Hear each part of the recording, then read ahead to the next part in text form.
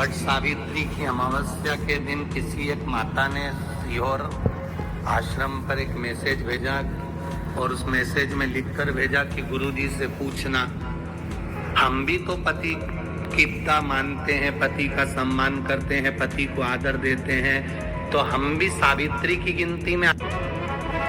सीहोर से मैसेज आया कि गुरुजी वो ऐसा ऐसा पूछा गया है, आप बताओ क्या कहना है। हमने कहा कह दो, जब वट सावित्री आती है तभी तुम पति को प्रणाम करती हो, जब दिवाली आती है तब पति को प्रणाम करती हो, जब करवा चौथ आती है तभी चलनी में मुंह देखती हो, बाकी के समय तो तुम जूड़ा बांध के ऐसी बोलती हो कि पति थर थर कांपता है।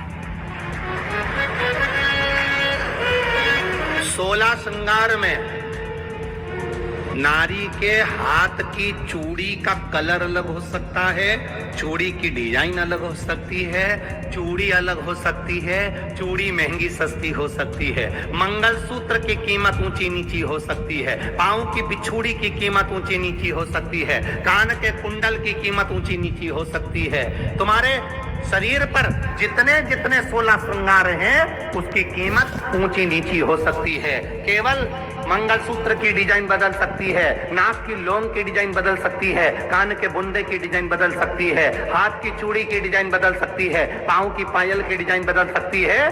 केवल नारी के 16 श्रृंगार में एक श्रृंगार ऐसा है जिसकी कीमत जो पहले थी वही कीमत आज तक है और उसकी डिजाइन आज तक नहीं बदली। वो मांग का सिंदूर है, एक जैसी डिजाइन है और एक जैसी कीमत है।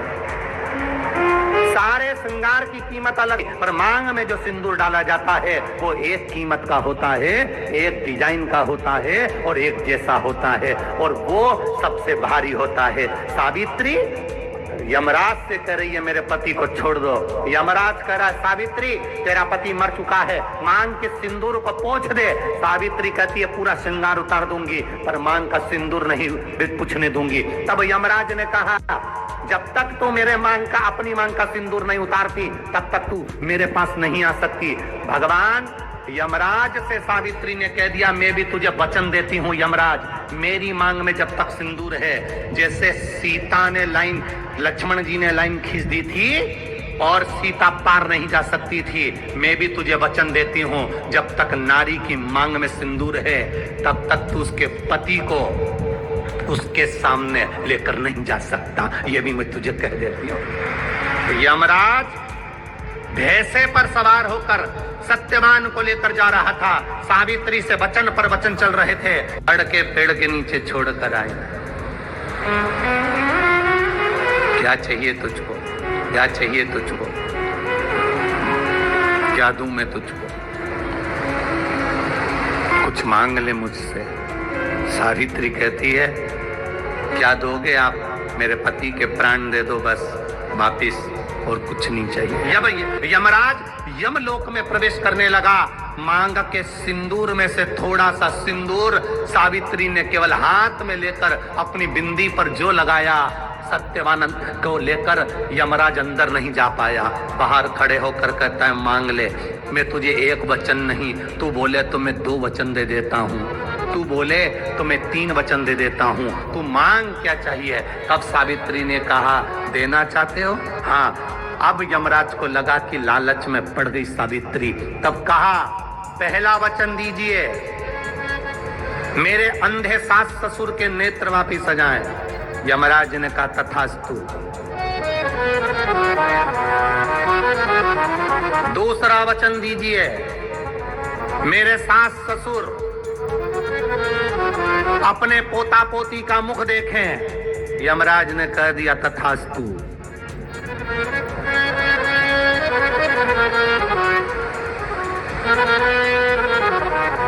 जाओ।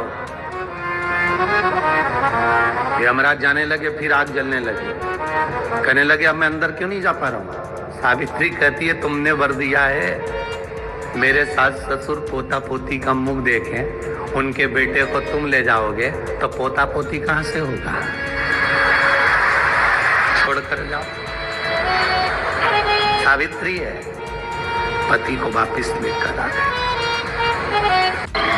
कर्जा मुक्ति के लिए सारे वृक्षों में अगर कोई श्रेष्ठ वृक्ष माना गया है तो वो बट का वृक्ष माना गया महाराज। इसलिए प्रशासनिक कार्य के लिए, मानसिक टेंशन में, परेशानियों में बटकेश्वर महादेव का स्मरण किया जाए।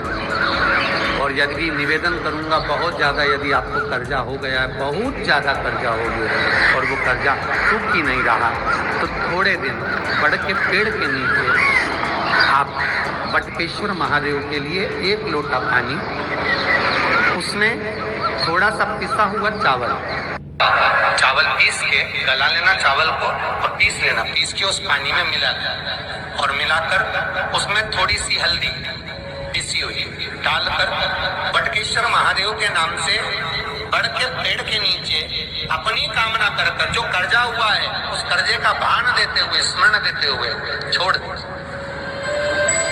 महाराज 2 या 3 सोमवार एक ही जगह पर करना, 3 सोमवार बाद वहीं से बड़ के पेड़ की थोड़ी सी जड़ उठा लाना और उस जड़ को एक कोई धागे में बांधकर या तो अपने गले में डाल लो या अपनी जेब में पटक लो, उसको थोड़े दिन पटक कर रखो, लगभग 2 से 3 महीना पटक कर रखो।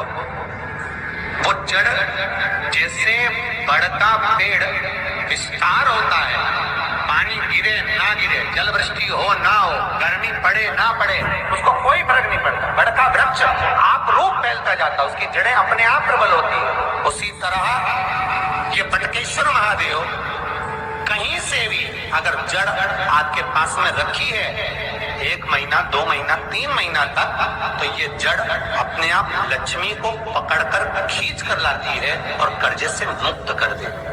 बटकेश्वर महादेव जिस व्यक्ति पर कर्जा बहुत ज्यादा मात्रा में हो जाता है और कर्जा चूकता नहीं है, आप बहुत प्रयास कर लिए, करोड़ों रुपए का कर्जा हो गया, यहाँ से लिया वहां दिया, वहां से उठाया वहां दिया, वहां से उठाया वहां दिया, तो निवेदन है कभी मौका लगे कर्जा मुक्ति के लिए सारे वृक्षों में अगर कोई श्रेष्ठ वृक्ष माना गया है तो वो बट का वृक्ष माना गया महाराज। इसलिए प्रशासनिक कार्य के लिए, मानसिक टेंशन में, परेशानियों में बटकेश्वर महादेव का स्मरण किया जाता है। और यदि निवेदन करूंगा बहुत ज्यादा, यदि आपको बड़ के पेड़ के नीचे आप बटकेश्वर महादेव के लिए 1 लोटा पानी, उसमें थोड़ा सा पिसा हुआ चावल पीस के गला लेना चावल को और पीस लेना, पीस के उस पानी में मिला और मिलाकर उसमें थोड़ी सी हल्दी पिसी हुई डालकर बटकेश्वर महादेव के नाम से बड़ के पेड़ के नीचे अपनी कामना कर जो कर्जा हुआ है उस कर्जे का भान देते हुए, स्मरण देते हुए छोड़ दे।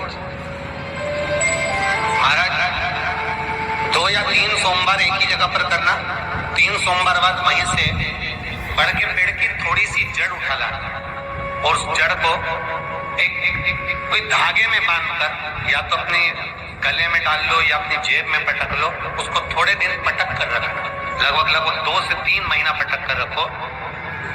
वो जड़ जैसे बड़ का पेड़ विस्तार होता है, पानी गिरे ना गिरे, जल वृष्टि हो ना हो, पेड़ विस्तार होता है, पानी गिरे ना गिरे, जल वृष्टि हो ना हो, गर्मी पड़े ना पड़े, उसको कोई फर्क नहीं पड़ता। बड़ का वृक्ष आप रूप फैलता जाता, उसकी जड़ें अपने आप प्रबल होती है। उसी तरह ये बटकेश्वर महादेव कहीं से भी अगर जड़ आपके पास में रखी है 1 महीना, 2 महीना, 3 महीना तक, तो ये जड़ अपने आप लक्ष्मी को पकड़कर और कर्जे से मुक्त कर दे। बटकेश्वर महादेव का स्मरण सुख का देना।